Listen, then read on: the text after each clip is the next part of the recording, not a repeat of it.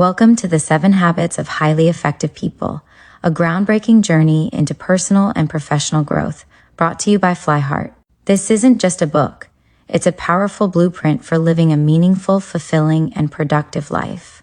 In these pages, Dr. Stephen R. Covey has distilled timeless principles that empower individuals to not only succeed, but to thrive with integrity and balance. Throughout this audiobook, you'll uncover how to be proactive, taking control of your choices and life direction, the importance of beginning with the end in mind, aligning your actions with your deepest values and vision, how to put first things first, prioritizing what truly matters over distractions, the strength of thinking win-win, fostering collaboration and mutual benefit in relationships, the art of seeking first to understand, then to be understood, cultivating empathy and meaningful communication, synergizing for success, unlocking the power of teamwork, and finally, sharpening the saw, renewing your mind, body, and spirit for sustained effectiveness. Pause for effect as music swells slightly. These 7 habits have transformed the lives of millions worldwide. They are practical, universal principles that will guide you toward personal mastery, stronger relationships, and lasting success. So, as you settle into this journey, we invite you to listen with an open mind and an eager heart. Let these lessons inspire action, spark change, and lead you to a life of effectiveness, balance, and meaning. Music gently fades out. Now let's begin exploring the 7 habits of highly effective people. In more than 25 years of working with people in business, university, and marriage and family settings, I have come in contact with many individuals who have achieved an incredible degree of outward success, but have found themselves struggling with an inner hunger, a deep need for personal congruency and effectiveness, and for healthy, growing relationships with other people. I suspect some of the problems they have shared with me may be familiar to you. I've set and met my career goals, and I'm having tremendous professional success. But it's cost me my personal and family life.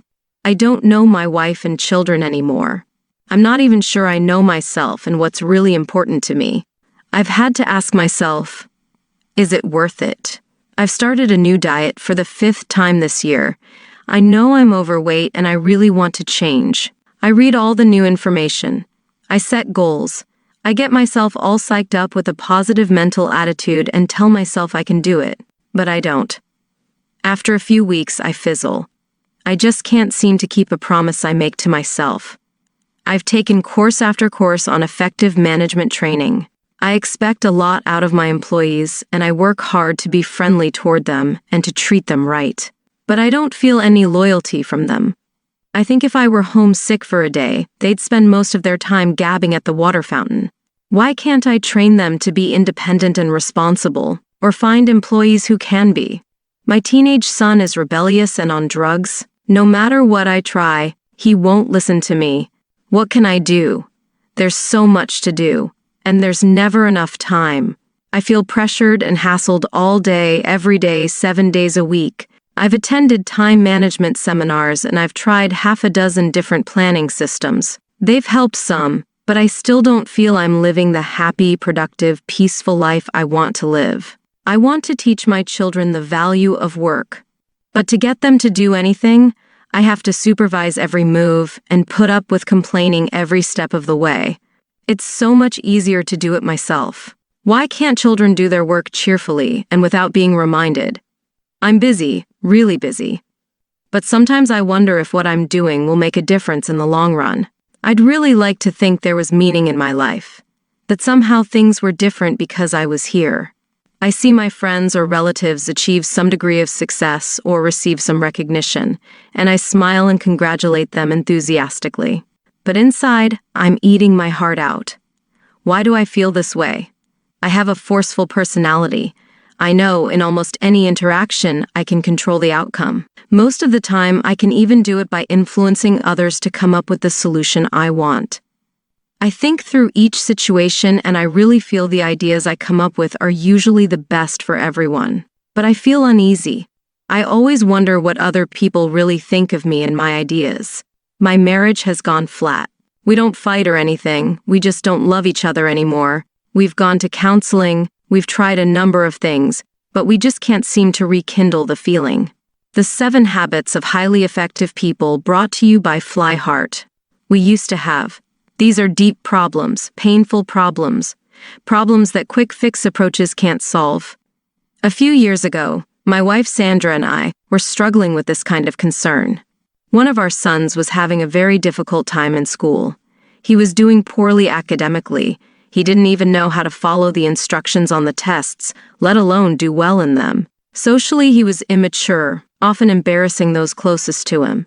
Athletically, he was small, skinny, and uncoordinated, swinging his baseball bat, for example, almost before the ball was even pitched. Others would laugh at him. Sandra and I were consumed with a desire to help him. We felt that if success were important in any area of life, it was supremely important in our role as parents.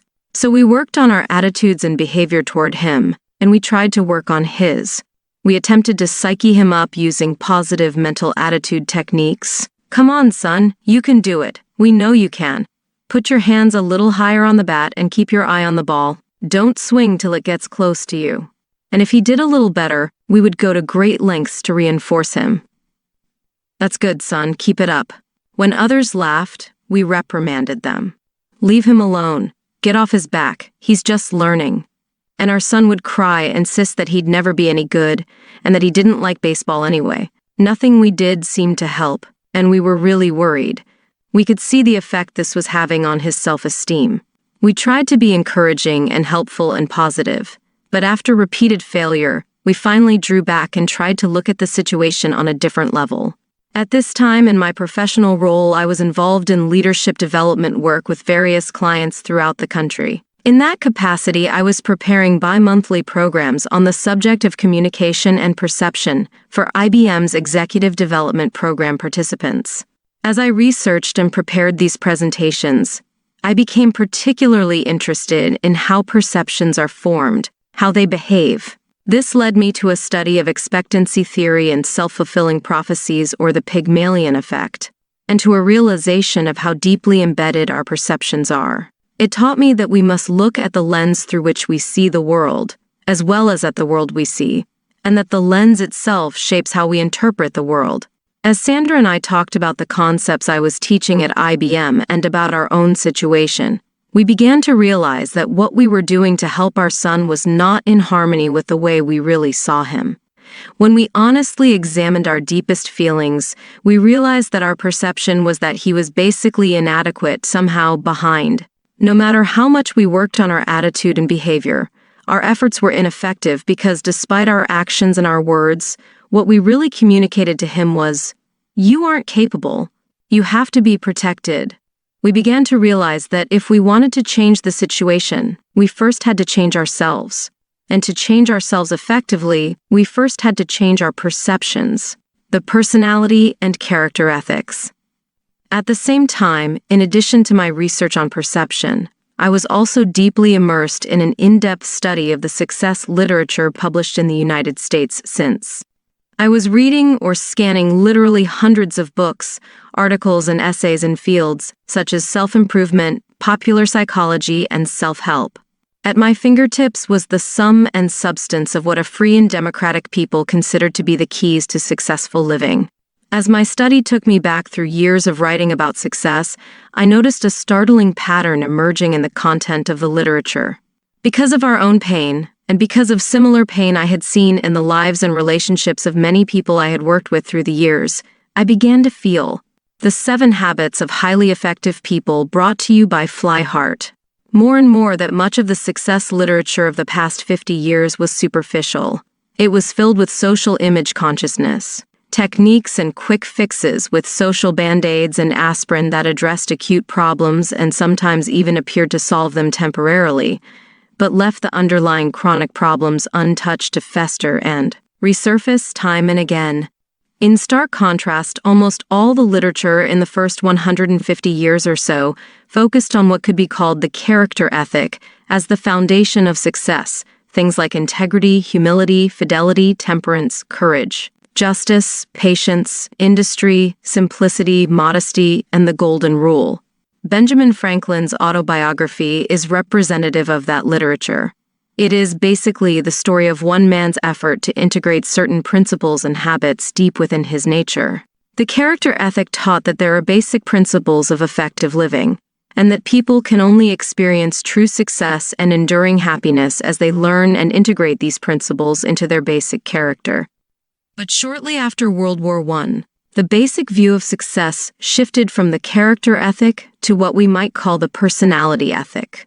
Success became more a function of personality, of public image, of attitudes and behaviors, skills and techniques that lubricate the processes of human interaction. This personality ethic essentially took two paths. One was human and public relations techniques, and the other was positive mental attitude (PMA). Some of this philosophy was expressed in inspiring and sometimes valid maxims such as, "Your attitude determines your altitude," "Smiling wins more friends than frowning," and "Whatever the mind of man can conceive and believe it can achieve." Other parts of the personality approach were clearly manipulative, even deceptive, encouraging people to use techniques to get other people to like them, or to fake interest in the hobbies of others to get out of them what they wanted, or to use the power look, or to intimidate their way through life. Some of this literature acknowledged character as an ingredient of success, but tended to compartmentalize it rather than recognize it as foundational and catalytic. Reference to the character ethic became mostly lip service. The basic thrust was quick-fix influence techniques, power strategies, communication skills, and positive attitudes. This personality ethic, I began to realize, was the subconscious source of the solutions Sandra and I were attempting to use with our son. As I thought more deeply about the difference between the personality and character ethics, I realized that Sandra and I had been getting social mileage out of our children's good behavior, and, in our eyes, this son simply didn't measure up. Our image of ourselves, and our role as good, caring parents, was even deeper than our image of our son, and perhaps influenced it. There was a lot more wrapped up in the way we were seeing and handling the problem than our concern for our son's welfare. As Sandra and I talked, we became painfully aware of the powerful influence of our character and motives, and of our perception of him. We knew that social comparison motives were out of harmony with our deeper values, and could lead to conditional love and eventually to our son's lessened sense of self-worth. So we determined to focus our efforts on us, not on our techniques, but on our deepest motives and our perception of him. Instead of trying to change him, we tried to stand apart, to separate us from him, and to sense his identity, individuality, separateness, and worth. Through deep thought and the exercise of faith and prayer, we began to see our son in terms of his own uniqueness. We saw within him layers and layers of potential that would be realized at his own pace and speed. We decided to relax and get out of his way and let his own personality emerge. We saw our natural role as being to affirm, enjoy, and value him. We also conscientiously worked on our motives and cultivated internal sources of security, so that our own feelings of worth were not dependent on our children's acceptable behavior. As we loosened up our old perception of our son and developed value-based motives, new feelings began to emerge. We found ourselves enjoying him instead of comparing or judging him.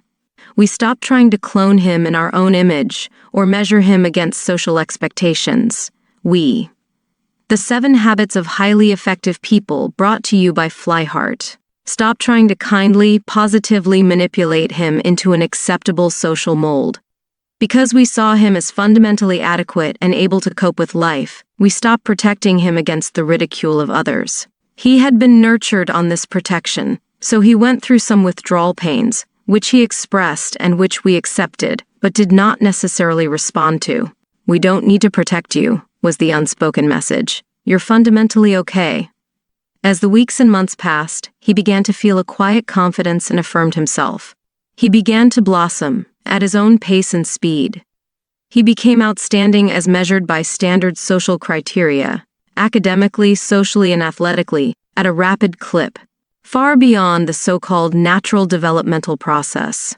As the years passed, he was elected to several student body leadership positions, developed into an all-state athlete, and started bringing home straight A report cards.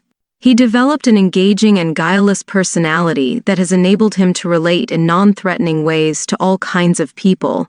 Sandra and I believe that our son's socially impressive accomplishments were more a serendipitous expression of the feelings he had about himself than merely a response to social reward.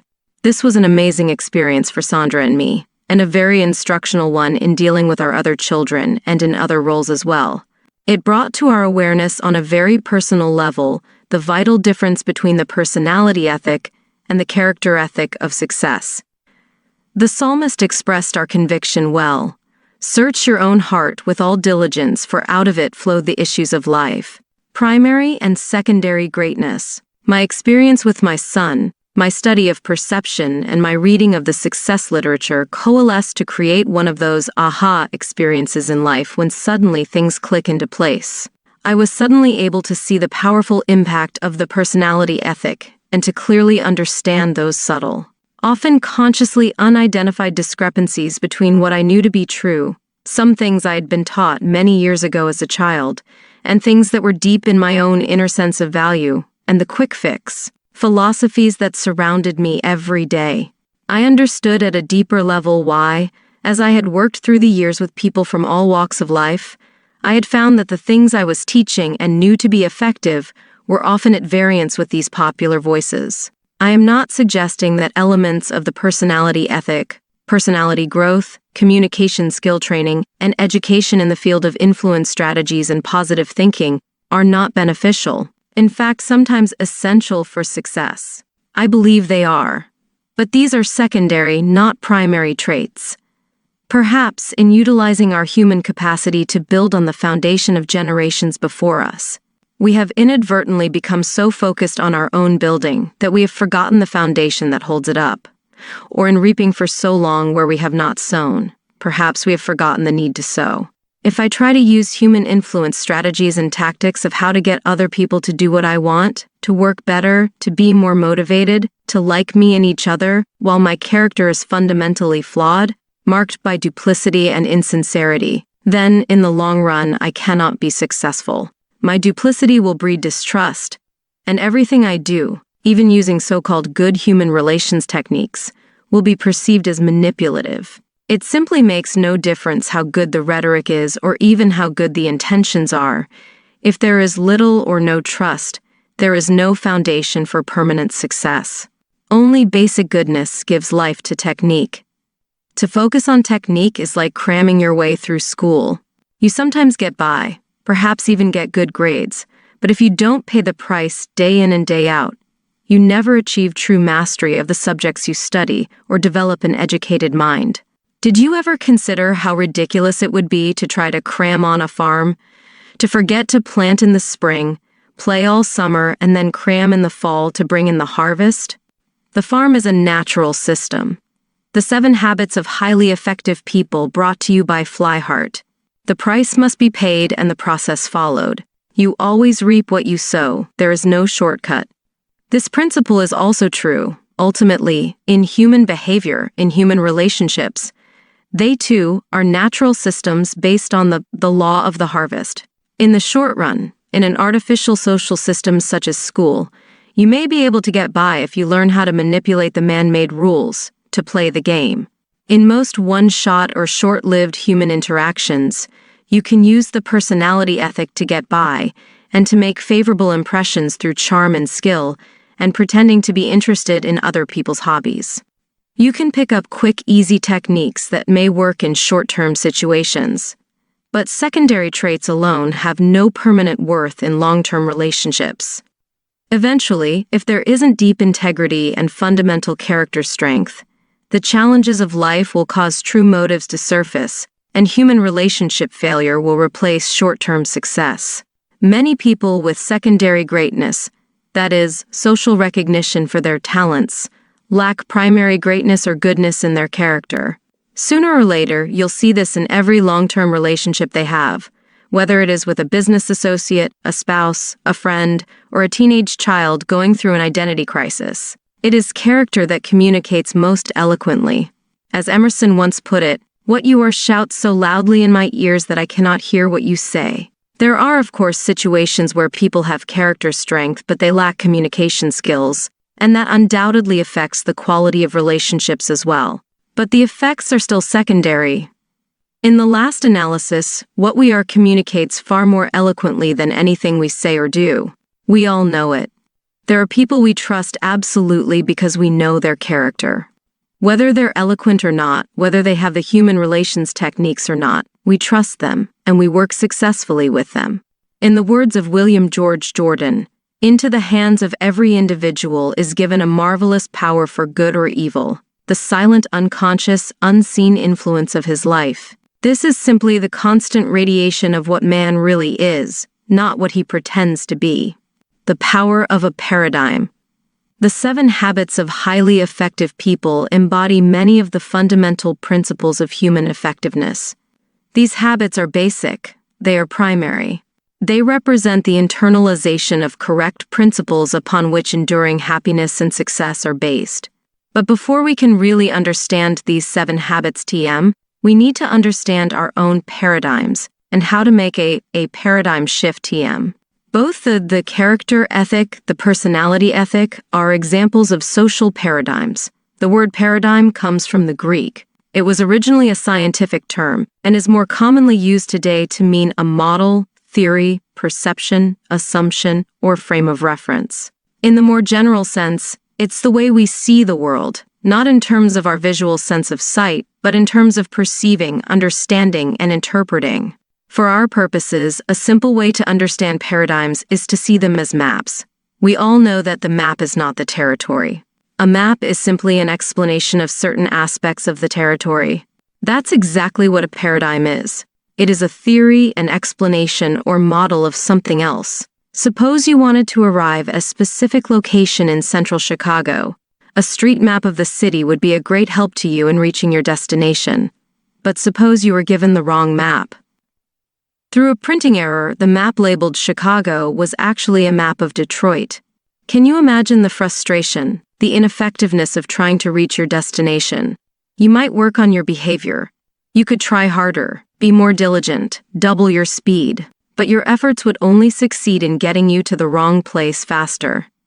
The 7 habits of highly effective people brought to you by Flyheart. You might work on your attitude. You could think more positively. You still wouldn't get to the right place, but perhaps you wouldn't care. Your attitude would be so positive, you'd be happy wherever you were.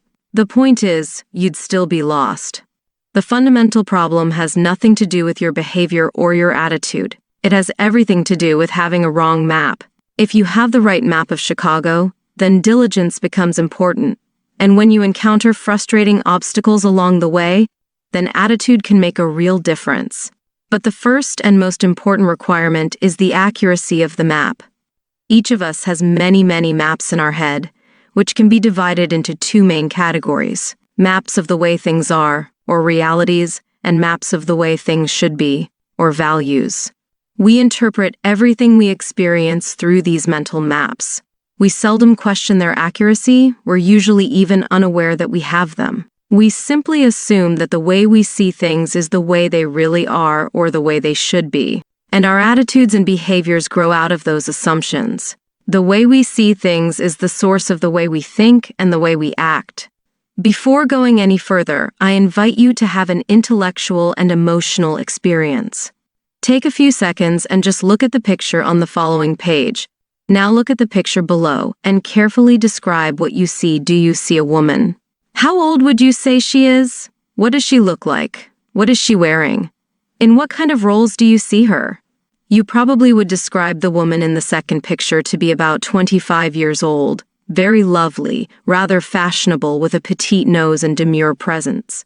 If you were a single man, you might like to take her out. If you were in retailing, you might hire her as a fashion model. But what if I were to tell you that you're wrong? What if I said this picture is of a woman in her 60 seconds or 70 seconds who looks sad, has a huge nose, and certainly is no model? She's someone you probably would help cross the street. Who's right? Look at the picture again. Can you see the old woman? If you can't, keep trying. Can you see her big hook nose? Her shawl? If you and I were talking face to face, we could discuss the picture. You could describe what you see to me, and I could talk to you about what I see. We could continue to communicate until you clearly showed me what you see in the picture, and I clearly showed you what I see. Because we can't do that. turn to page 45 and study the picture there and then look at this picture again. Can you see the old woman now? It's important that you see her before you continue reading. I first encountered this exercise many years ago at the Harvard Business School. The instructor was using it to demonstrate clearly and eloquently that two people can see the same thing, disagree, and yet both be right. It's not logical, it's psychological. He brought into the room a stack of large cards, half of which had the image of the young woman you saw on page 25, and the other half of which had the old woman on page 45. He passed them out to the class, the picture of the young woman to one side of the room and the picture of the old woman to the other. He asked us to look at the cards, concentrate on them for about 10 seconds, and then pass them back in. He then projected upon the screen the picture you saw on page 26 combining both images and asked the class to describe what they saw. Almost every person in that class who had first seen the young woman's image on a card saw the young woman in the picture. And almost every person in that class who had first seen the old woman's image on a card saw an old woman in the picture. The 7 Habits of Highly Effective People brought to you by Flyheart. The professor then asked one student to explain what he saw to a student on the opposite side of the room. As they talked back and forth, communication problems flared up. "What do you mean, old lady? She couldn't be more than 20 or 22 years old." "Oh, come on, you have to be joking. She's 70, could be pushing." "What's the matter with you? Are you blind? This lady is young, good-looking. I'd like to take her out. She's lovely. Lovely. She's an old hag." The arguments went back and forth, each person sure of and adamant in his or her position. All of this occurred in spite of one exceedingly important advantage the students had. Most of them knew early in the demonstration that another point of view did, in fact, exist, something many of us would never admit. Nevertheless, at first, only a few students really tried to see this picture from another frame of reference. After a period of futile communication, one student went up to the screen and pointed to a line on the drawing. "There is the young woman's necklace." The other one said, "No, that is the old woman's mouth." Gradually, they began to calmly discuss specific points of difference, and finally one student, and then another, experienced sudden recognition when the images of both came into focus. Through continued calm, respectful, and specific communication, each of us in the room was finally able to see the other point of view. But when we looked away, and then back, most of us would immediately see the image we had been conditioned to see in the 10-second period of time. I frequently use this perception demonstration in working with people and organizations because it yields so many deep insights into both personal and interpersonal effectiveness. It shows, first of all, how powerfully conditioning affects our perceptions, our paradigms. If 10 seconds can have that kind of impact on the way we see things, what about the conditioning of a lifetime? The influences in our lives. Family, school, church, work environment, friends, associates, and current social paradigms such as the personality ethic all have made their silent, unconscious impact on us and help shape our frame of reference, our paradigms, our maps. It also shows that these paradigms are the source of our attitudes and behaviors. We cannot act with integrity outside of them. We simply cannot maintain wholeness if we talk and walk differently than we see. If you were among the 90% who typically see the young woman in the composite picture when conditioned to do so, you undoubtedly found it difficult to think in terms of having to help her cross the street. Both your attitude about her and your behavior toward her had to be congruent with the way you saw her. This brings into focus one of the basic flaws of the personality ethic. To try to change outward attitudes and behaviors does very little good in the long run if we fail to examine the basic paradigms from which those attitudes and behaviors flow. This perception demonstration also shows how powerfully our paradigms affect the way we interact with other people. As clearly and objectively as we think we see things, we begin to realize that others see them differently from their own, apparently equally clear and objective point of view. Where we stand depends on where we sit. Each of us tends to think we see things as they are, that we are objective. But this is not the case. We see the world not as it is, but as we are, or as we are conditioned to see it. When we open our mouths to describe what we see, We in effect describe ourselves, our perceptions, our paradigms. When other people disagree with us, we immediately think something is wrong with them. But as the demonstration shows, sincere, clear-headed people see things differently, each looking through the unique lens of experience. This does not mean that there are no facts. In the demonstration, two individuals who initially have been influenced by different conditioning pictures look at the third picture together. They are the 7 Habits of Highly Effective People, brought to you by Flyheart. Now both looking at the same identical facts, black lines and white spaces, and they would both acknowledge these as facts. But each person's interpretation of these facts represents prior experiences, and the facts have no meaning whatsoever apart from the interpretation. The more aware we are of our basic paradigms, maps, or assumptions, and the extent to which we have been influenced by our experience, the more we can take responsibility for those paradigms, examine them, test them against reality, listen to others and be open to their perceptions, thereby getting a larger picture and a far more objective view. The power of a paradigm shift. Perhaps the most important insight to be gained from the perception demonstration is in the area of paradigm shifting. What we might call the aha experience when someone finally sees the composite picture in another way. The more bound a person is by the initial perception, the more powerful the aha experience is. It's as though a light were suddenly turned on inside. The term paradigm shift was introduced by Thomas Kuhn in his highly influential landmark book, The Structure of Scientific Revolutions. Kuhn shows how almost every significant breakthrough in the field of scientific endeavor is first a break with tradition, with old ways of thinking, with old paradigms. For Ptolemy, the great Egyptian astronomer, the Earth was the center of the universe. But Copernicus created a paradigm shift, and a great deal of resistance and persecution as well, by placing the sun at the center. Suddenly, everything took on a different interpretation. The Newtonian model of physics was a clockwork paradigm and is still the basis of modern engineering. But it was partial, incomplete.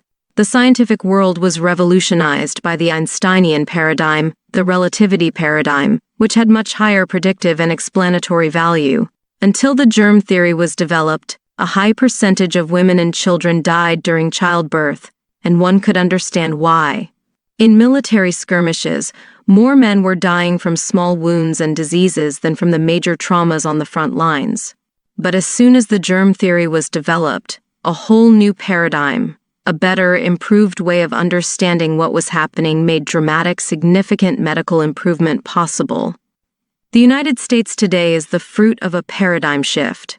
The traditional concept of government for centuries had been a monarchy, the divine right of kings. Then a different paradigm was developed, government of the people, by the people, and for the people, and a constitutional democracy was born, unleashing tremendous human energy and ingenuity, and creating a standard of living, of freedom and liberty, of influence and hope unequaled in the history of the world. Not all paradigm shifts are in positive directions. As we have observed, the shift from the character ethic to the personality ethic has drawn us away from the very roots that nourish true success and happiness.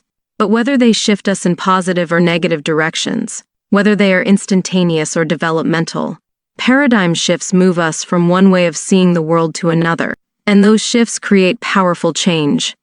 Our paradigms, correct or incorrect, are the sources of our attitudes and behaviors, and ultimately our relationships with others.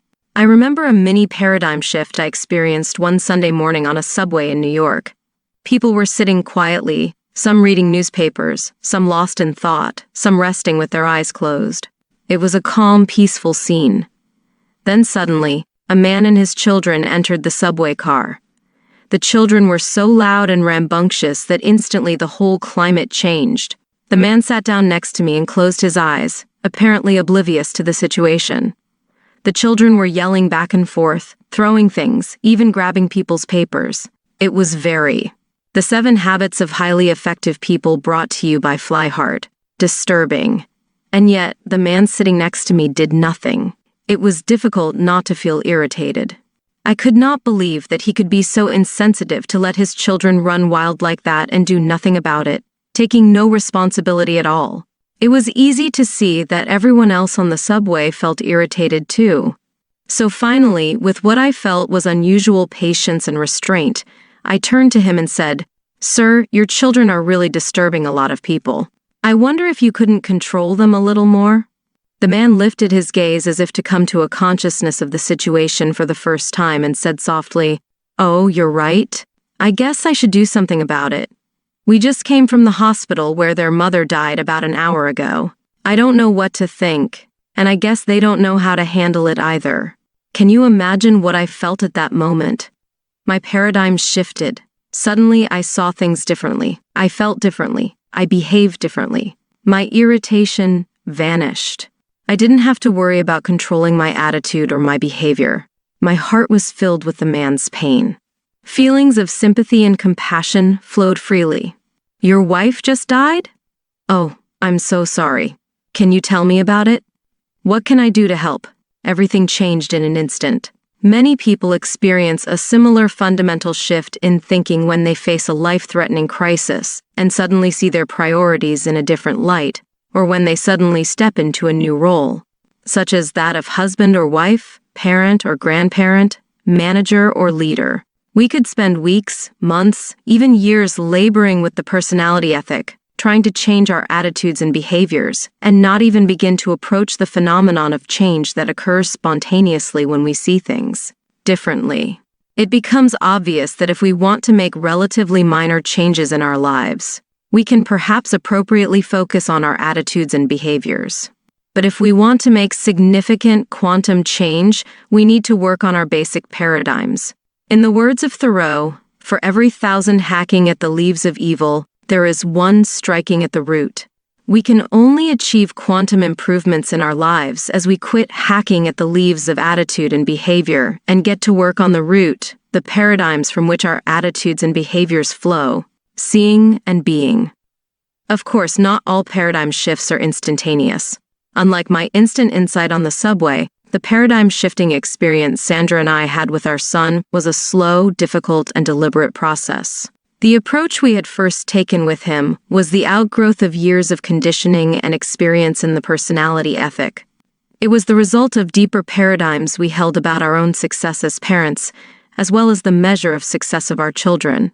And it was not until we changed those basic paradigms, quantum change in ourselves and in the situation, in order to see our son differently, Sandra and I had to be differently. Our new paradigm was created as we invested in the growth and development of our own character. Our paradigms are the way we see the world or circumstances, not in terms of our visual sense of sight, but in terms of perceiving, understanding, and interpreting. Paradigms are inseparable from character. Being is seeing in the human dimension, and what we see is highly interrelated to what we are. We can't go very far to change our seeing without simultaneously changing our being, and vice versa. Even in my apparently instantaneous paradigm-shifting experience that morning on the subway, my change of vision was a result of and limited by my basic character. I'm sure there are people who, even suddenly understanding the true situation, would have felt no more than a twinge of regret or vague guilt as they continued to sit in embarrassed silence beside the 7 Habits of Highly Effective People brought to you by Flyheart. Grieving, confused man. On the other hand, I am equally certain there are people who would have been far more sensitive in the first place, who may have recognized that a deeper problem existed and reached out to understand and help before I did. Paradigms are powerful because they create the lens through which we see the world. The power of a paradigm shift is the essential power of quantum change. Whether that shift is an instantaneous or a slow and deliberate process, the principles-centered paradigm, the character ethic is based on the fundamental idea that there are principles that govern human effectiveness, natural laws in the human dimension that are just as real, just as unchanging and unarguably there as laws such as gravity are in the physical dimension. An idea of the reality and the impact of these principles can be captured in another paradigm-shifting experience, as told by Frank Koch in Proceedings, the magazine of the Naval Institute. 2 battleships assigned to the training squadron had been at sea on maneuvers in heavy weather for several days. I was serving on the lead battleship and was on watch on the bridge as night fell. The visibility was poor with patchy fog, so the captain remained on the bridge, keeping an eye on all activities. Shortly after dark, the lookout on the wing of the bridge reported, "Light bearing on the starboard bow. Is it steady or moving astern?" The captain called out. Lookout replied, "Steady, Captain," which meant we were on a dangerous collision course with that ship. The captain then called to the signalman, "Signal that ship, we are on a collision course. Advise you change course degrees." Back came a signal. "Advisable for you to change course 20 degrees. The captain said, "Send, I'm a captain, change course 20 degrees. "I'm a seaman second class," came the reply. "You had better change course 20 degrees. By that time, the captain was furious. He spat out, "Send, I'm a battleship, change course 20 degrees. Back came the flashing light. "I'm a lighthouse." We changed course. The paradigm shift is the aha experience associated with finally perceiving or understanding some aspect of the world or a circumstance in a different way. Paradigm shift experienced by the captain and by us as we read this account puts the situation in a totally different light. We can see a reality that is superseded by his limited perceptions, a reality that is as critical for us to understand in our daily lives as it was for the captain in the fog. Principles are like lighthouses. They are natural laws that cannot be broken. As Cecil B. DeMille observed of the principles contained in his monumental movie, The 10 Commandments, "It is impossible for us to break the law. We can only break ourselves against the law." While individuals may look at their own lives and interactions in terms of paradigms or maps emerging out of their experience and conditioning, these maps are not the territory. They are a subjective reality, only an attempt to describe the territory. The objective reality, or the territory itself, is composed of lighthouse principles that govern human growth and happiness, natural laws that are woven into the fabric of every civilized society throughout history and comprise the roots of every family and institution that has endured and prospered.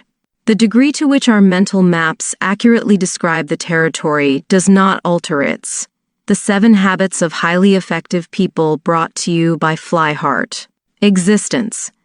The reality of such principles or natural laws becomes obvious to anyone who thinks deeply and examines the cycles of social history. These principles surface time and time again, and the degree to which people in society recognize and live in harmony with them moves them toward either survival and stability or disintegration and destruction. The principles I am referring to are not esoteric, mysterious, or religious ideas. There is not one principle taught in this book that is unique to any specific faith or religion, including my own. These principles are a part of every major enduring religion, as well as enduring social philosophies and ethical systems. They are self-evident and can easily be validated by any individual. It's almost as if these principles or natural laws are part of the human condition, part of the human consciousness, part of the human conscience. They seem to exist in all human beings, regardless of social conditioning and loyalty to them, even though they might be submerged or numbed by conditions or disloyalty. I am referring, for example, to the principle of fairness, out of which our whole concept of equity and justice is developed.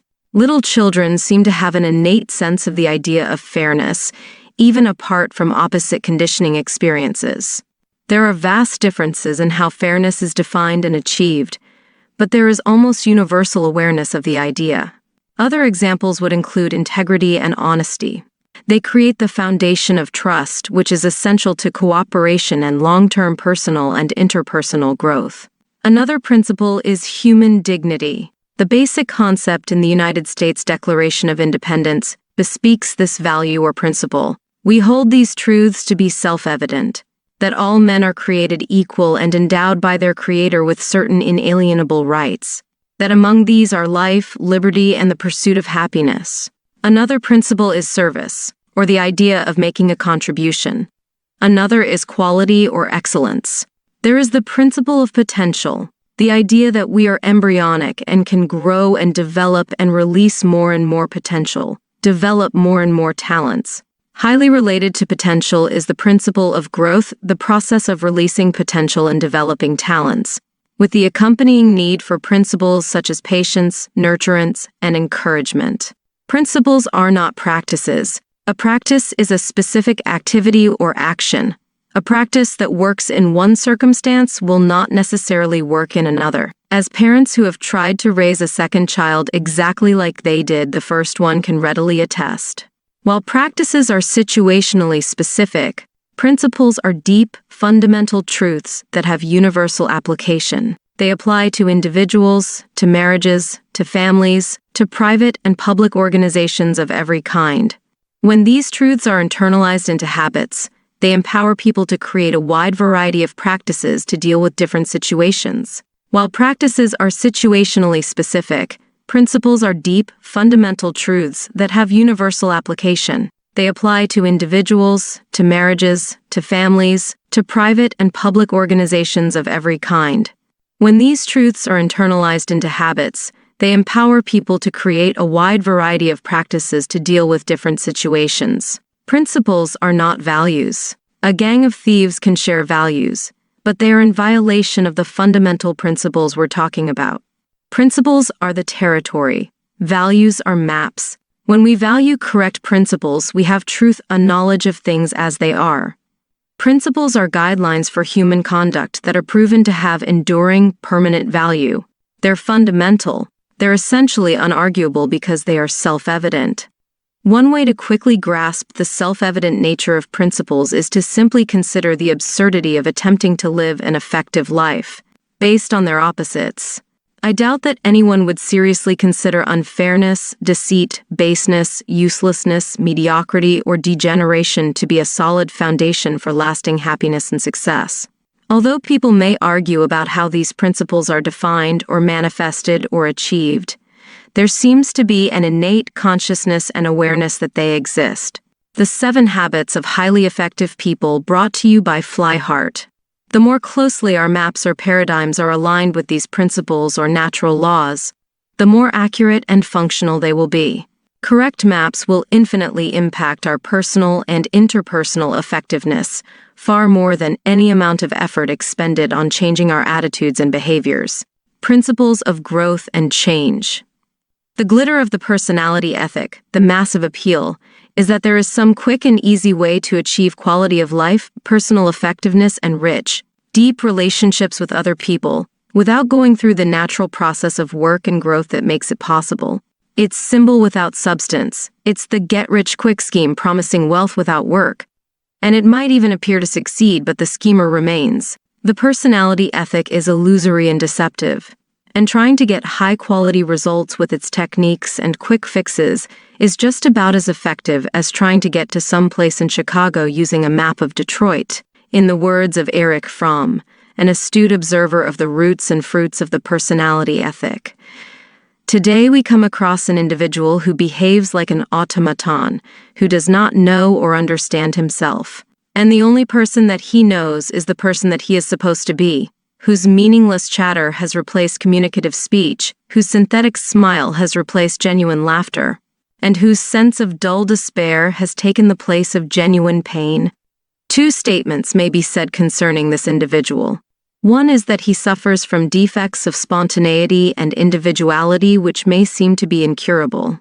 At the same time, it may be said of him, he does not differ essentially from the millions of the rest of us who walk upon this earth.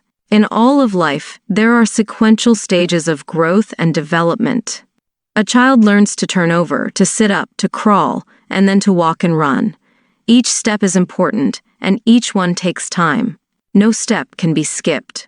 This is true in all phases of life, in all areas of development, whether it be learning to play the piano or communicate effectively with a working associate. It is true with individuals, with marriages, with families, and with organizations. We know and accept this fact or principle of process in the area of physical things, but to understand it in emotional areas, in human relations, and even in the area of personal character is less common and more difficult. And even if we understand it, to accept it and to live in harmony with it are even less common and more difficult. Consequently, we sometimes look for a shortcut, expecting to be able to skip some of these vital steps in order to save time and effort and still reap the desired result. But what happens when we attempt to shortcut a natural process in our growth and development? If you are only an average tennis player but decide to play at a higher level in order to make a better impression, what will result? Would positive thinking alone enable you to compete effectively against a professional? What if you were to lead your friends to believe you could play the piano at concert hall level while your actual present skill was that of a beginner? The answers are obvious. It is simply impossible to violate, ignore, or shortcut this development process. It is contrary to nature, and attempting to seek such a shortcut only results in disappointment and frustration. On a 10-point scale, if I am at level 2 in any field and desire to move to level 5, I must first take the step toward level 3. A 1,000-mile journey begins with the first step and can only be taken one step at a time. The 7 Habits of Highly Effective People, brought to you by Flyheart. If you don't let a teacher know what level you are, by asking a question or revealing your ignorance, you will not learn or grow. You cannot pretend for long, for you will eventually be found out. Admission of ignorance is often the first step in our education.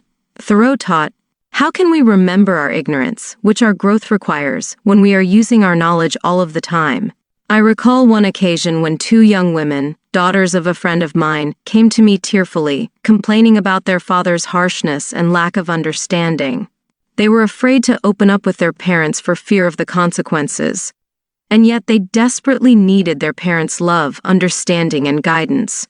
I talked with the father and found that he was intellectually aware of what was happening.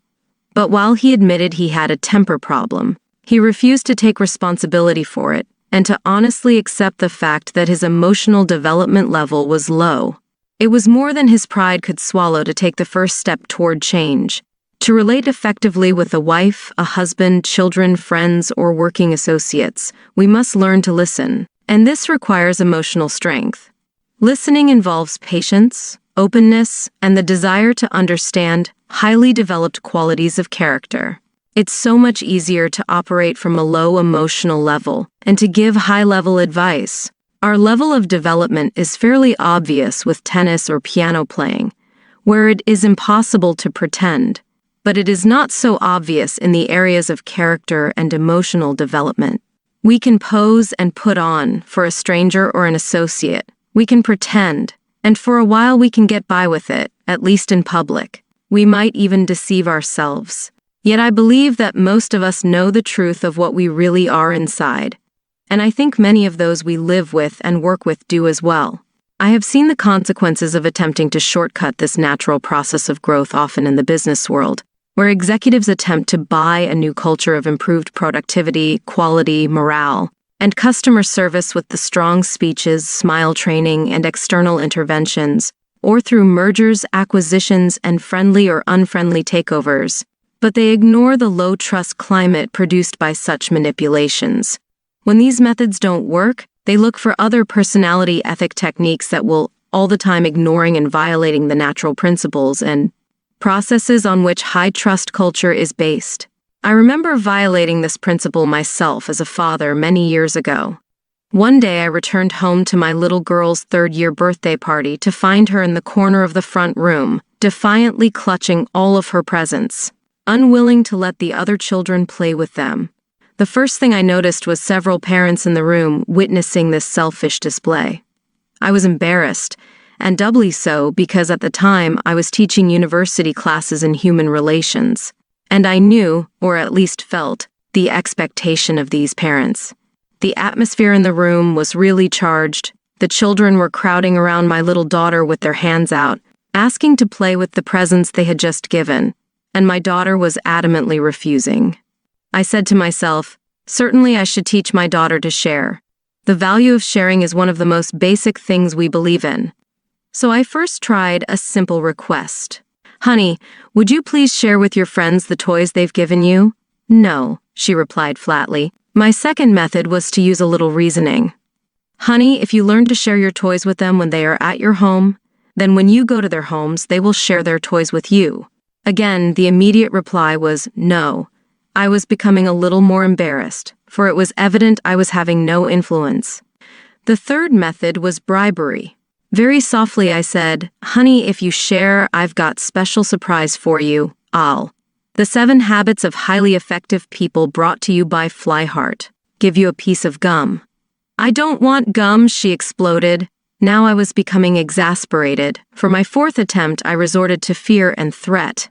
Unless you share, you will be in real trouble. I don't care, she cried. These are my things. I don't have to share. Finally, I resorted to force. I merely took some of the toys and gave them to the other kids. Here, kids, play with these. But at that moment, I valued the opinion those parents had of me more than the growth and development of my child and our relationship together. I simply made an initial judgment that I was right, she should share, and she was wrong in not doing so. Perhaps I superimposed a higher level expectation on her simply because on my own scale I was at a lower level.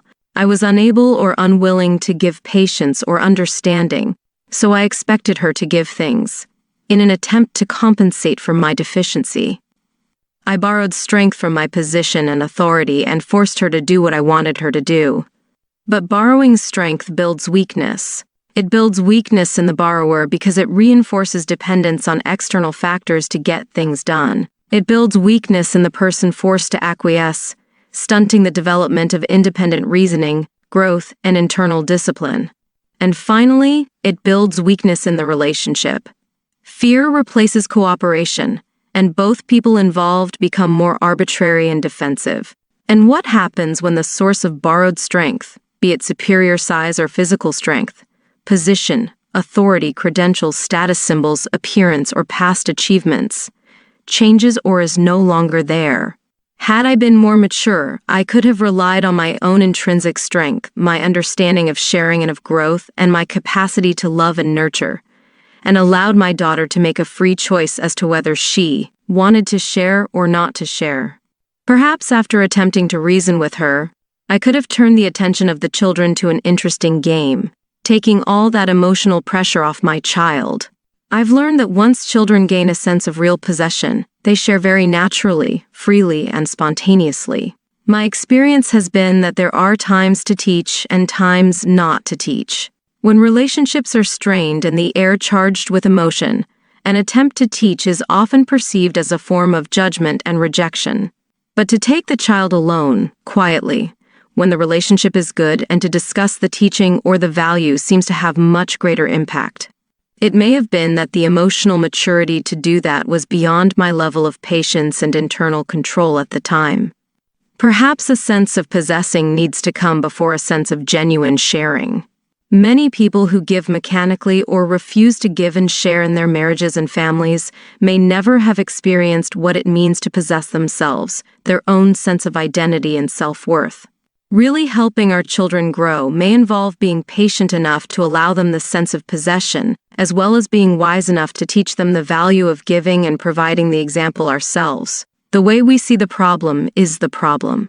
People are intrigued when they see good things happening in the lives of individuals, families, and organizations that are based on solid principles.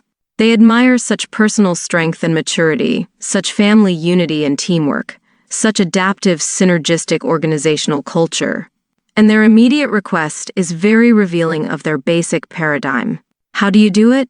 Teach me the techniques. What they're really saying is, give me some quick fix advice or solution that will relieve the pain in my own situation. The 7 Habits of Highly Effective People, brought to you by Flyheart. They will find people who will meet their wants and teach these things.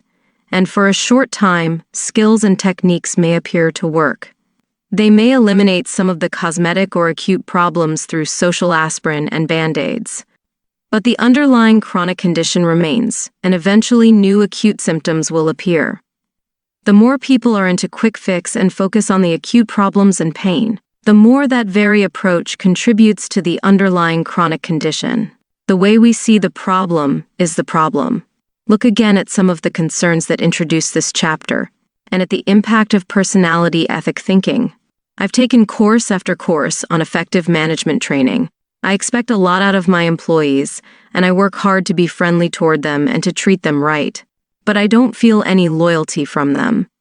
I think if I were homesick for a day, they'd spend most of their time gabbing at the water fountain. Why can't I train them to be independent and responsible, or find employees who can be? The personality ethic tells me I could take some kind of dramatic action, shake things up, make heads roll, that would make my employees shape up and appreciate what they have, or that I could find some motivational training program that would get them committed, or even that I could hire new people that would do a better job. But is it possible that under that apparently disloyal behavior, these employees question whether I really act in their best interest? Do they feel like I'm treating them as mechanical objects? Is there some truth to that? Deep inside, is that really the way I see them? Is there a chance the way I look at the people who work for me is part of the problem? There's so much to do, and there's never enough time. I feel pressured and hassled all day, every day, 7 days a week. I've attended time management seminars, and I've tried half a dozen different planning systems. They've helped some, but I still don't feel I'm living the happy, productive, peaceful life I want to live. The personality ethic tells me there must be something out there, some new planner or seminar that will help me handle all these pressures in a more efficient way. But is there a chance that efficiency is not the answer? Is getting more things done in less time going to make a difference? Or will it just increase the pace at which I react to the people and circumstances that seem to control my life? Could there be something I need to see in a deeper, more fundamental way, some paradigm within myself that affects the way I see my time, my life, and my own nature? My marriage has gone flat. We don't fight or anything, we just don't love each other anymore. We've gone to counseling, we've tried a number of things, but we just can't seem to rekindle the feeling we used to have. The personality ethic tells me there must be some new book or some seminar where people get all their feelings out that would help my wife understand me better. Or maybe that it's useless, and only a new relationship will provide the love I need. But is it possible that my spouse isn't the real problem? Could I be empowering my spouse's weaknesses and making my life a function of the way I'm treated? Do I have some basic paradigm about my spouse, about marriage, about what love really is that is feeding the problem? Can you see how fundamentally the paradigms of the personality ethic affect the very way we see our problems, as well as the way we attempt to solve them? Whether people see it or not, many are becoming disillusioned with the empty promises of the personality ethic. As I travel around the country and work with organizations, I find that long-term. The 7 Habits of Highly Effective People brought to you by Flyheart. Thinking executives are simply turned off by psyche-up psychology and motivational speakers who have nothing more to share than entertaining stories mingled with platitudes. They want substance. They want process. They want more than aspirin and Band-Aids. They want to solve the chronic underlying problems and focus on the principles that bring long-term results. A new level of thinking. Albert Einstein observed, "The significant problems we face cannot be solved at the same level of thinking we were at when we created them." As we look around us and within us and recognize the problems created as we live and interact within the personality ethic, we begin to realize that these are deep, fundamental problems that cannot be solved on the superficial level on which they were created. We need a new level, a deeper level of thinking, a paradigm based on the principles that accurately describe the territory of effective human being and interacting to solve these deep concerns. This new level of thinking is what 7 Habits of Highly Effective People is about. It's a principle-centered, character-based, inside-out approach to personal and interpersonal effectiveness. Inside out means to start first with self, even more fundamentally, to start with the most inside part of self, with your paradigms, your character, and your motives. It says if you want to have a happy marriage, be the kind of person who generates positive energy and sidesteps negative energy rather than empowering it. If you want to have a more pleasant, cooperative teenager, be a more understanding, empathic, consistent, loving parent. If you want to have more freedom, more latitude in your job, be a more responsible, a more helpful, a more contributing employee. If you want to be trusted, be trustworthy. If you want the secondary greatness of recognized talent, focus first on primary greatness of character. The inside-out approach says that private victories precede public victories that making and keeping promises to ourselves precedes making and keeping promises to others. It says it is futile to put personality ahead of character, to try to improve relationships with others before improving ourselves. Inside Out is a process, a continuing process of renewal based on the natural laws that govern human growth and progress. It's an upward spiral of growth that leads to progressively higher forms of responsible independence and effective interdependence. I have had the opportunity to work with many people, wonderful people, talented people, people who deeply want to achieve happiness and success, people who are searching, people who are hurting. I've worked with business executives, college students, church and civic groups, families and marriage partners. And in all of my experience, I have never seen lasting solutions to problems, lasting happiness and success that came from the outside in. What I have seen result from the outside in paradigm is unhappy people who feel victimized and immobilized, who focus on the weaknesses of other people and the circumstances they feel are responsible for their own stagnant situation. I've seen unhappy marriages where each spouse wants the other to change, where each is confessing the other's sins, where each is trying to shape up the other. I've seen labor management disputes where people spend tremendous amounts of time and energy trying to create legislation that would force people to act as though the foundation of trust were really there. Members of our family have lived in 3 of the hottest spots on earth, South Africa, Israel, and Ireland. And I believe the source of the continuing problems in each of these places has been the dominant social paradigm of outside in. Each involved group is convinced the problem is out there, and if they, meaning others, would shape up or suddenly ship out of existence, the problem would be solved. The 7 Habits of Highly Effective People brought to you by Flyheart. Inside Out is a dramatic paradigm shift for most people, largely because of the powerful impact of conditioning and the current social paradigm of the personality ethic. But from my own experience, both personal and in working with thousands of other people, and from careful examination of successful individuals and societies throughout history, I am persuaded that many of the principles embodied in the 7 habits are already deep within us, in our conscience and our common sense.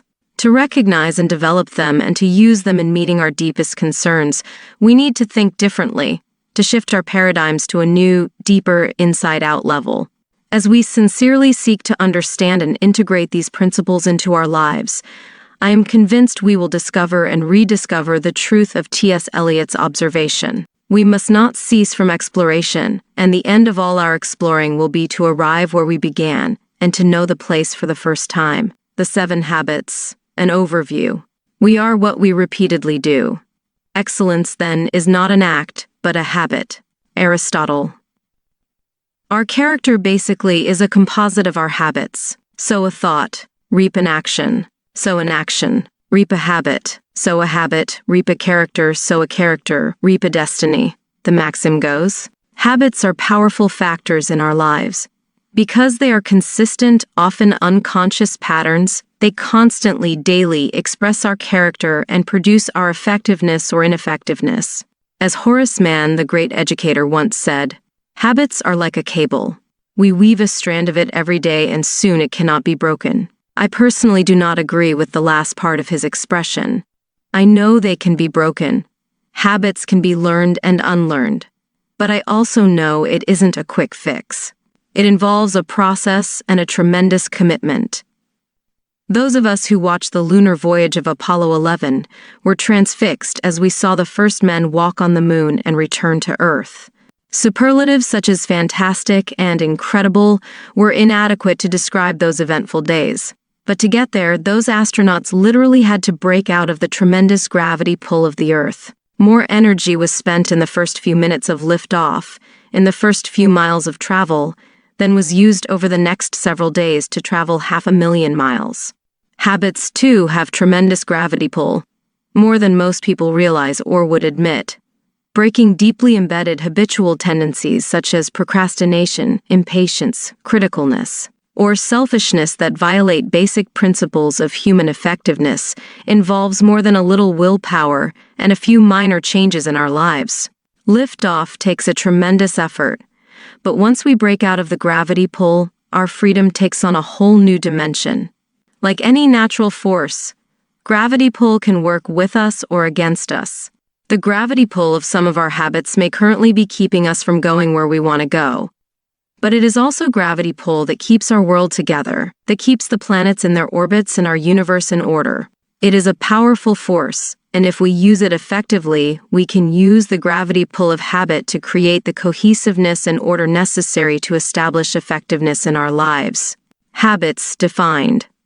For our purposes, we will define a habit as the intersection of knowledge, skill, and desire. Knowledge is the theoretical paradigm, the what to do and the why. Skill is the how to do. And desire is the motivation, the want to do. In order to make something a habit in our lives, we have to have all three. The 7 Habits of Highly Effective People, brought to you by Flyheart. I may be ineffective in my interactions with my work associates, my spouse, or my children because I constantly tell them what I think, but I never really listen to them. Unless I search out correct principles of human interaction, I may not even know I need to listen. Even if I do know that in order to interact effectively with others, I really need to listen to them, I may not have the skill. I may not know how to really listen deeply to another human being. But knowing I need to listen and knowing how to listen is not enough. Unless I want to listen, unless I have the desire, it won't be a habit in my life. Creating a habit requires work in all 3 dimensions. The being, seeing change is an upward process. Being, changing, seeing, which in turn changes being, and so forth, as we move in an upward spiral of growth. By working on knowledge, skill, and desire, we can break through to new levels of personal and interpersonal effectiveness as we break with old paradigms that may have been a source of pseudo-security for years. It's sometimes a painful process. It's a change that has to be motivated by a higher purpose, by the willingness to subordinate what you think you want now for what you want later. But this process produces happiness, the object and design of our existence. Happiness can be defined, in part at least, as the fruit of the desire and ability to sacrifice what we want now for what we want eventually. The Maturity Continuum TM. The 7 habits are not a set of separate or piecemeal psyche-up formulas. In harmony with the natural laws of growth, they provide an incremental, sequential, highly integrated approach to the development of personal and interpersonal effectiveness. They move us progressively on a maturity continuum from dependence to interdependence. We each begin life as an infant, totally dependent on others. We are directed, nurtured, and sustained by others. Without this nurturing, we would only live for a few hours or a few days at the most. Then gradually, over the ensuing months and years, we become more and more independent, physically, mentally, emotionally, and financially, until eventually we can essentially take care of ourselves, becoming inner-directed and self-reliant. As we continue to grow and mature, we become increasingly aware that all of nature is interdependent, that there is an ecological system that governs nature, including society. We further discover that the higher reaches of our nature have to do with our relationships with others, that human life also is interdependent. Our growth from infancy to adulthood is in accordance with natural law, and there are many dimensions to growth. Reaching our full physical maturity, for example, does not necessarily assure us of simultaneous emotional or mental maturity. On the other hand, a person's physical dependence does not mean that he or she is mentally or emotionally immature. On the maturity continuum, dependence is the paradigm of you take care of me, you come through for me, you didn't come through, I blame you for the results. Independence is the paradigm of I can do it, I am responsible, I am self-reliant, I can choose. Interdependence is the paradigm of we can do it, we can cooperate, we can combine our talents and abilities and create something greater together. Dependent people need others to get what they want. Independent people can get what they want through their own effort. Interdependent people combine their own efforts with the efforts of others to achieve their greatest success. If I were physically dependent, paralyzed or disabled or limited in some physical way, I would need you to help me. If I were emotionally dependent, my sense of worth and security would come from your opinion of me. If you didn't like me, it could be devastating. If I were intellectually, the 7 Habits of Highly Effective People, brought to you by Flyheart. Dependent, I would count on you to do my thinking for me, to think through the issues and problems of my life. If I were independent physically, I could pretty well make it on my own.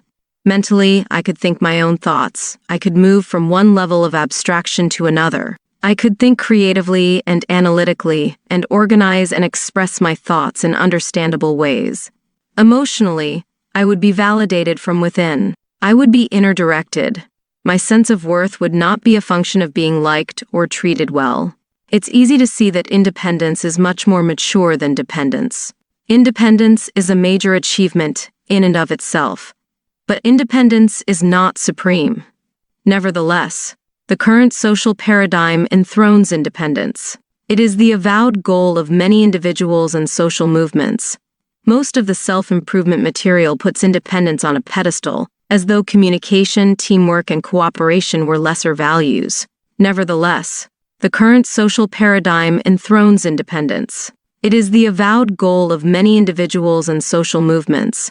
Most of the self-improvement material puts independence on a pedestal, as though communication, teamwork, and cooperation were lesser values. But much of our current emphasis on independence is a reaction to dependence, to having others control us, define us, use us, and manipulate us. The little understood concept of interdependence appears to many to smack of dependence, and therefore we find people often for selfish reasons, leaving their marriages, abandoning their children, and forsaking all kinds of social responsibility, all in the name of independence. The kind of reaction that results in people throwing off their shackles, becoming liberated, asserting themselves, and doing their own thing often reveals more fundamental dependencies that cannot be run away from because they are internal rather than external dependencies, such as letting the weaknesses of other people ruin our emotional lives or feeling victimized by people and events out of our control. Of course, we may need to change our circumstances, but the dependence problem is a personal maturity issue that has little to do with circumstances. Even with better circumstances, immaturity and dependence often persist. True independence of character empowers us to act rather than be acted upon. It frees us from our dependence on circumstances and other people and is a worthy, liberating goal. But it is not the ultimate goal in effective living. Independent thinking alone is not suited to interdependent reality. Independent people who do not have the maturity to think and act interdependently may be good individual producers, but they won't be good leaders or team players. They're not coming from the paradigm of interdependence necessary to succeed in marriage, family, or organizational reality. Life is, by nature, highly interdependent. To try to achieve maximum effectiveness through independence is like trying to play tennis with a golf club. The tool is not suited to the reality. Interdependence is a far more mature, more advanced concept. If I am physically interdependent, I am self-reliant and capable, but I also realize that you and I working together can accomplish far more than, even at my best, I could accomplish alone. If I am emotionally interdependent, I derive a great sense of worth within myself, but I also recognize the need for love, for giving, and for receiving love from others. If I am intellectually interdependent, I realize that I need the best thinking of other people to join with my own. As an interdependent person, I have the opportunity to share myself deeply, meaningfully, with others, and I have access to the vast resources and potential of other human beings. Interdependence is a choice only independent people can make. Dependent people cannot choose to become interdependent. They don't have the character to do it. They don't own enough of themselves. The 7 Habits of Highly Effective People, brought to you by Flyheart. That's why habits 1, 2, and 3 in the following chapters deal with self-mastery. They move a person from dependence to independence. They are the private victories, the essence of character growth. Private victories precede public victories. You can't invert that process any more than you can harvest a crop before you plant it. It's inside out. As you become truly independent, you have the foundation for effective interdependence. You have the character base from which you can effectively work on the more personality-oriented public victories of teamwork, cooperation, and communication in habits 4, 5, and 6. That does not mean you have to be perfect in habits 1, 2, and 3 before working on habits 4, 5, and 6. Understanding the sequence will help you manage your growth more effectively, But I'm not suggesting that you put yourself in isolation for several years until you fully develop habits 1, 2, and 3. As part of an interdependent world, you have to relate to that world every day. But the acute problems of that world can easily obscure the chronic character causes. Understanding how what you are impacts every interdependent interaction will help you to focus your efforts sequentially, in harmony with the natural laws of growth. Habit 7 is the habit of renewal, a regular, balanced renewal of the 4 basic dimensions of life. It circles and embodies all the other habits. It is the habit of continuous improvement that creates the upward spiral of growth that lifts you to new levels of understanding and living each of the habits as you come around to them on a progressively higher plane. The diagram on the next page is a visual representation of the sequence and the interdependence of the 7 habits, and will be used throughout this book as we explore both the sequential relationship between the habits and also their synergy. How, in relating to each other, they create bold new forms of each other that add even more to their value. Each concept or habit will be highlighted as it is introduced. Effectiveness defined. The 7 habits are habits of effectiveness. Because they are based on principles, they bring the maximum long-term beneficial results possible. They become the basis of a person's character, creating an empowering center of correct maps from which an individual can effectively solve problems, maximize opportunities, and continually learn and integrate other principles in an upward spiral of growth.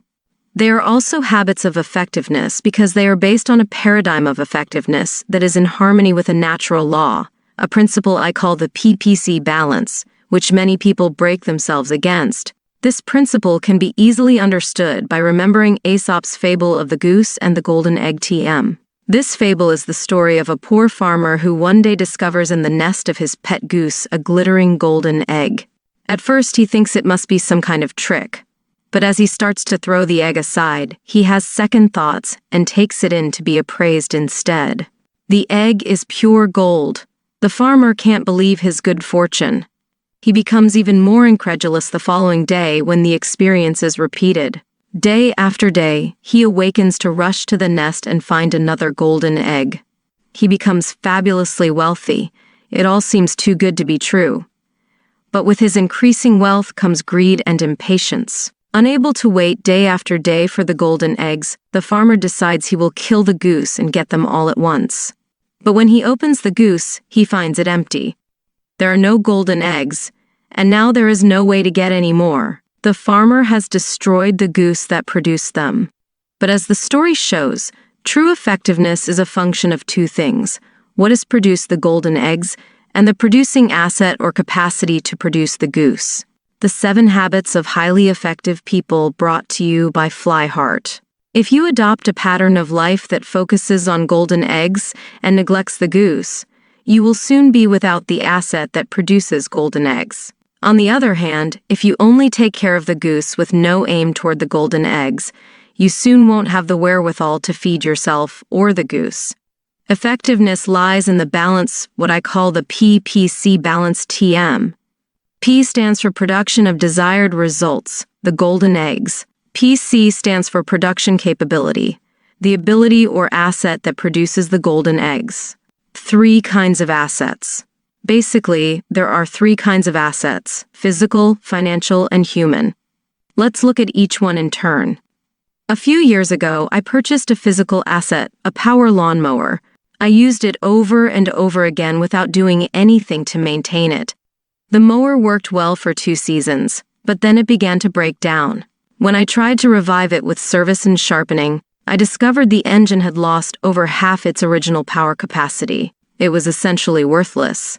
Had I invested in PC in preserving and maintaining the asset, I would still be enjoying the mowed lawn. As it was, I had to spend far more time and money replacing the mower than I ever would have spent had I maintained it. It simply wasn't effective. In our quest for short-term returns or results, we often ruin a prized physical asset: a car, a computer, a washer or dryer, even our body or our environment.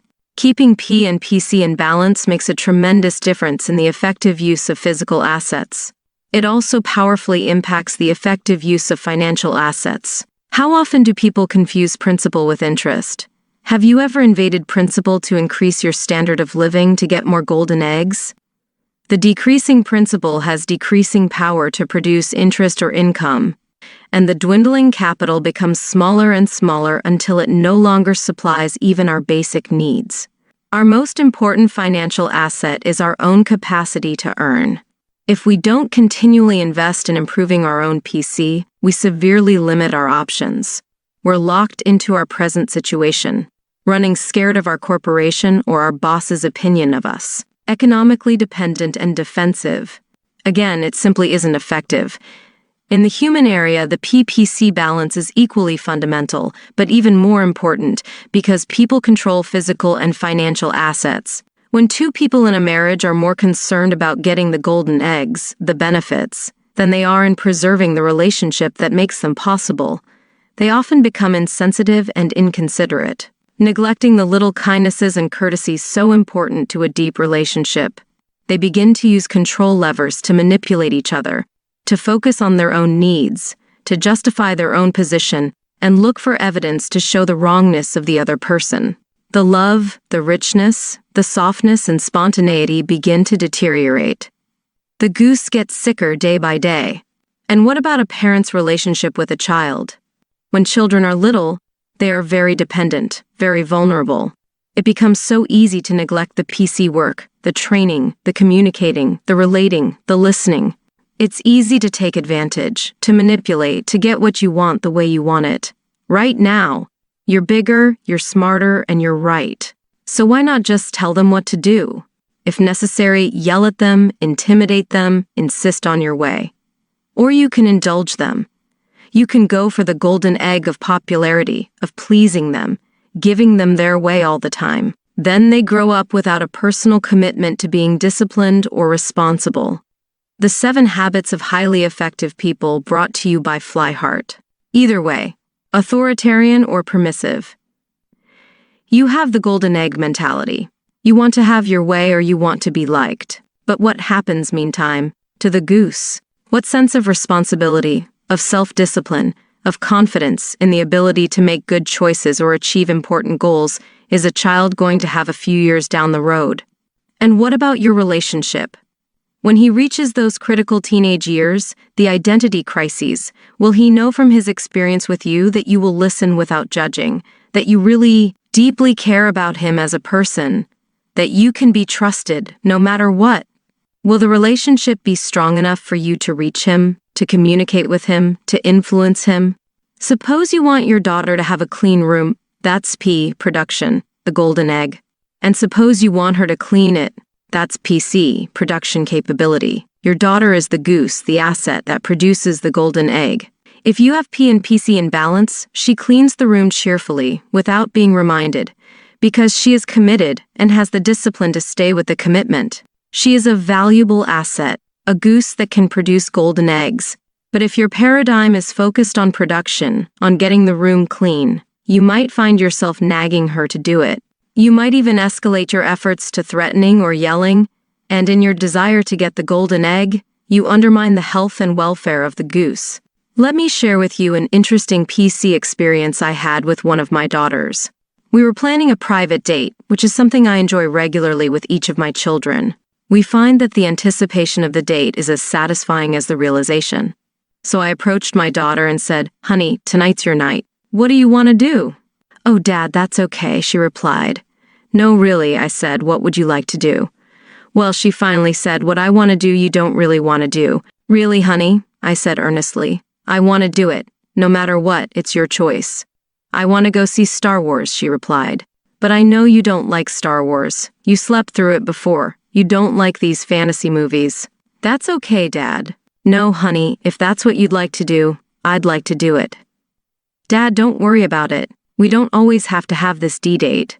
She paused and then added, "But you know why you don't like Star Wars? It's because you don't understand the philosophy and training of a Jedi Knight." "What?" "You know the things you teach, Dad. Those are the same things that go into the training of a Jedi Knight."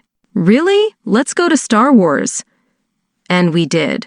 She sat next to me and gave me the paradigm. I became her student, her learner.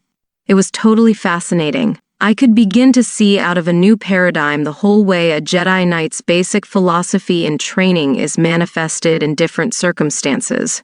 That experience was not a planned P experience. It was the serendipitous fruit of a PC investment. It was bonding and very satisfying. But we enjoyed golden eggs too, as the goose, the quality of the relationship, was significantly fed. Organizational PC. One of the immensely valuable aspects of any correct principle is that it is valid and applicable in a wide variety of circumstances. Throughout this book, I would like to share with you some of the ways in which these principles apply to organizations, including families, as well as to individuals. The 7 Habits of Highly Effective People, brought to you by Flyheart. When people fail to respect the PPC balance in their use of physical assets in organizations, they decrease organizational effectiveness and often leave others with dying geese. For example, a person in charge of a physical asset such as a machine may be eager to make a good impression on his superiors. Perhaps the company is in a rapid growth stage and promotions are coming fast. So he produces at optimum levels, no downtime, no maintenance. He runs the machine day and night. The production is phenomenal. Costs are down and profits skyrocket. Within a short time, he's promoted. Golden eggs. But suppose you are his successor on the job. You inherit a very sick goose, a machine that, by this time, is rusted and starts to break down. You have to invest heavily in downtime and maintenance. Costs skyrocket, profits nosedive. And who gets blamed for the loss of golden eggs? You do. Your predecessor liquidated the asset, but the accounting system only reported unit production, costs, and profit. The PPC balance is particularly important as it applies to the human assets of an organization, the customers, and the employees. I know of a restaurant that served a fantastic clam chowder and was packed with customers every day at lunchtime. Then the business was sold, and the new owner focused on golden eggs. He decided to water down the chowder. For about a month, with costs down and revenues constant, profits zoomed. But little by little, the customers began to disappear. Trust was gone, and business dwindled to almost nothing. The new owner tried desperately to reclaim it, but he had neglected the customers, violated their trust, and lost the asset of customer loyalty. There was no more goose to produce the golden egg. There are organizations that talk a lot about the customer and then completely neglect the people that deal with the customer, the employees. The PC principle is to always treat your employees exactly as you want them to treat your best customers. You can buy a person's hand, but you can't buy his heart. His heart is where his enthusiasm, his loyalty is. You can buy his back, but you can't buy his brain. That's where his creativity is, his ingenuity, his resourcefulness. PC work is treating employees as volunteers, just as you treat customers as volunteers, because that's what they are. They volunteer the best part, their hearts and minds. I was in a group once where someone asked, "How do you shape up lazy and incompetent employees?" One man responded, "Drop hand grenades." Several others cheered that kind of macho management talk, that shape up or ship out supervision approach. But another person in the group asked, "Who picks up the pieces?" "No pieces." "Well, why don't you do that to your customers?" The other man replied, "Just say, 'Listen, if you're not interested in buying, you can just ship out of this place.'" He said, "You can't do that to customers." "Well, how come you can do it to employees?" "Because they're in your employ." "I see. Are your employees devoted to you? Do they work hard? How's the turnover?" "Are you kidding? You can't find good people these days. There's too much turnover, absenteeism, moonlighting. People just don't care anymore." That focus on golden eggs, that attitude, that paradigm, is totally inadequate to tap into the powerful energies of the mind and heart of another person. A short-term bottom line is important, but it isn't all important. Effectiveness lies in the balance. Excessive focus on P results in ruined health, worn-out machines, depleted bank accounts, and broken relationships. Too much focus on PC is like a person who runs for 3 or 4 hours a day, bragging about the extra 10 years of life it creates, unaware he's spending. The 7 Habits of Highly Effective People, brought to you by Flyheart. them running. Or a person endlessly going to school, never producing, living on other people's golden eggs, the eternal student syndrome. To maintain the PPC balance, the balance between the golden egg production and the health and welfare of the goose production capability, is often a difficult judgment call. But I suggest it is the very essence of effectiveness. It balances short-term with long-term. It balances going for the grade and paying the price to get an education. It balances the desire to have a room clean and the building of a relationship in which the child is internally committed to do it, cheerfully, willingly, without external supervision. It's a principle you can see validated in your own life when you burn the candle at both ends to get more golden eggs and wind up sick or exhausted, unable to produce any at all, or when you get a good night's sleep and wake up ready to produce throughout the day. You can see it when you press to get your own way with someone and somehow feel an emptiness in the relationship. Or when you really take time to invest in a relationship and you find the desire and ability to work together, to communicate, takes a quantum leap. The PPC balance is the very essence of effectiveness. It's validated in every arena of life. We can work with it or against it, but it's there. It's a lighthouse. It's the definition and paradigm of effectiveness upon which the 7 habits in this book are based. How to use this book. Before we begin work on the 7 habits of highly effective people, I would like to suggest 2 paradigm shifts that will greatly increase the value you will receive from this material. First, I would recommend that you not see this material as a book, in the sense that it is something to read once and put on a shelf. You may choose to read it completely through once for a sense of the whole, but the material is designed to be a companion in the continual process of change and growth. It is organized incrementally and with suggestions for application at the end of each habit, so that you can study and focus on any particular habit as you are ready. As you progress to deeper levels of understanding and implementation, you can go back time and again to the principles contained in each habit and work to expand your knowledge, skill, and desire. Second, I would suggest that you shift your paradigm of your own involvement in this material from the role of learner to that of teacher. Take an inside-out approach and read with the purpose in mind of sharing or discussing what you learn with someone else within hours after you learn it. If you had known, for example, that you would be teaching the material on the PPC balance principle to someone else within 48 hours, would it have made a difference in your reading experience? Try it now as you read the final section in this chapter. Read as though you are going to teach it to your spouse, your child, a business associate, or a friend today or tomorrow, while it is still fresh. And notice the difference in your mental and emotional process.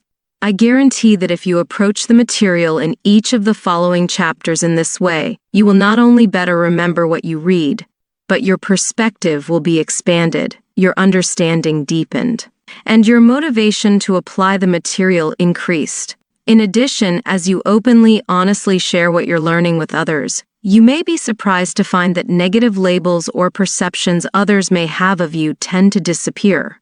Those you teach will see you as a changing, growing person, and will be more inclined to be helpful and supportive as you work, perhaps together, to integrate the 7 habits into your lives. What you can expect. The 7 Habits of Highly Effective People, brought to you by Flyheart. In the last analysis, as Marilyn Ferguson observed, no one can persuade another to change. Each of us guards a gate of change that can only be opened from the inside. We cannot open the gate of another, either by argument or by emotional appeal. If you decide to open your gate of change to really understand and live the principles embodied in the 7 habits, I feel comfortable in assuring you several positive things will happen. First, your growth will be evolutionary, but the net effect will be revolutionary. Would you not agree that the PPC balance principle alone, if fully lived, would transform most individuals and organizations? The net effect of opening the gate of change to the first 3 habits, the habits of private victory, will be significantly increased self-confidence. You will come to know yourself in a deeper, more meaningful way, your nature, your deepest values, and your unique contribution capacity. As you live your values, your sense of identity, integrity, control, and inner directedness will infuse you with both exhilaration and peace. You will define yourself from within, rather than by people's opinions or by comparisons to others. Wrong and right will have little to do with being found out. Ironically, you'll find that as you care less about what others think of you, you will care more about what others think of themselves and their worlds, including their relationship with you. You'll no longer build your emotional life on other people's weaknesses. In addition, you'll find it easier and more desirable to change because there is some core deep within that is essentially changeless. As you open yourself to the next 3 habits, the habits of public victory, you will discover and unleash both the desire and the resources to heal and rebuild important relationships that have deteriorated or even broken. Good relationships will improve, become deeper, more solid, more creative, and more adventuresome. The 7th habit, if deeply internalized, will renew the first 6 and will make you truly independent and capable of effective interdependence. Through it, you can charge your own batteries. Whatever your present situation, I assure you that you are not your habits. You can replace old patterns of self-defeating behavior with new patterns, new habits of effectiveness, happiness, and trust-based relationships. With genuine caring, I encourage you to open the gate of change and growth as you study these habits. Be patient with yourself. Self-growth is tender, it's holy ground. There's no greater investment. It's obviously not a quick fix. But I assure you, you will feel benefits and see immediate payoffs that will be encouraging. In the words of Thomas Paine, that which we obtain too easily we esteem too lightly. It is dearness only which gives everything its value. Heaven knows how to put a proper price on its goods. The 7 Habits of Highly Effective People brought to you by Flyheart. Part 2. Private Victory. Habit 1. Be proactive, principles of personal visio. I know of no more encouraging fact than the unquestionable ability of man to elevate his life by conscious endeavor. Henry David Thoreau. As you read this book, try to stand apart from yourself. Try to project your consciousness upward into a corner of the room and see yourself, in your mind's eye, reading. Can you look at yourself almost as though you were someone else? Now try something else. Think about the mood you are now in. Can you identify it? What are you feeling? How would you describe your present mental state? Now think for a minute about how your mind is working. Is it quick and alert? Do you sense that you are torn between doing this mental exercise and evaluating the point to be made out of it? Your ability to do what you just did is uniquely human. Animals do not possess this ability. We call it self-awareness, or the ability to think about your very thought process. This is the reason why man has dominion over all things in the world, and why he can make significant advances from generation to generation. This is why we can evaluate and learn from others' experiences as well as our own. This is also why we can make and break our habits. We are not our feelings. We are not our moods. We are not even our thoughts. The very fact that we can think about these things separates us from them and from the animal world. Self-awareness enables us to stand apart and examine even the way we see ourselves, our paradigm, the most fundamental paradigm of effectiveness. It affects not only our attitudes and behaviors, but also how we see other people. It becomes our map of the basic nature of mankind. In fact, until we take how we see ourselves and how we see others into account, we will be unable to understand how others see and feel about themselves and their world. Unaware, we will be unable to understand how others see and feel about themselves and their world. Unaware, we will project our intentions on their behavior and call ourselves objective. This significantly limits our personal potential and our ability to relate to others as well. But because of the unique human capacity of self-awareness, we can examine our paradigms to determine whether they are reality or principle-based, or if they are a function of conditioning and conditions. The social mirror. If the only vision we have of ourselves comes from the social mirror, from the current social paradigm, and from the opinions, perceptions, and paradigms of the people around us, our view of ourselves is like the reflection in the crazy mirror room at the carnival. You're never on time. Why can't you ever keep things in order? You must be an artist. You eat like a horse. I can't believe you won. The 7 Habits of Highly Effective People brought to you by Flyheart. This is so simple. Why can't you understand? These visions are disjointed and out of proportion. They are often more projections than reflections, projecting the concerns and character weaknesses of people giving the input rather than accurately reflecting what we are. The reflection of the current social paradigm tells us we are largely determined by conditioning and conditions. While we have acknowledged the tremendous power of conditioning in our lives, to say that we are determined by it, that we have no control over that influence, creates quite a different map. There are actually 3 social maps, 3 theories of determinism widely accepted, independently or in combination, to explain the nature of man. Genetic determinism basically says your grandparents did it to you. That's why you have such a temper. Your grandparents had short tempers and it's in your DNA.